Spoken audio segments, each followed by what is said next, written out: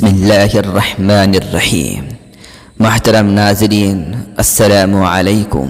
ایک دن حضرت ابوبکر صدیق رضی اللہ تعالی عنہ منبر رسول صلی اللہ علیہ وسلم پر متانت و اطمینان سے بیٹھے تھے، اور ابھی اہل مجلس آپ رضی اللہ تعالی عنہ کے وعظ و نصیحت سے مستفید نہ ہونے پائے تھے کہ حضرت حسن رضی اللہ تعالی عنہ دوڑتے ہوئے آئے اور صدیق اکبر رضی اللہ تعالی عنہ کے کپڑے کا کونا پکڑ کر کہنے لگے، اترو میرے والد کے منبر سے۔ حضرت ابوبکر رضی اللہ تعالی عنہ نے سر جھکاتے ہوئے فرمایا، تم سچ کہتے ہو، یہ واقعی تمہارے والد کی نشست گاہ ہے۔ پھر آپ رضی اللہ تعالی عنہ نے حضرت حسن رضی اللہ تعالی عنہ کو اپنی گود میں اٹھا لیا اور زار و قطار رونے لگے۔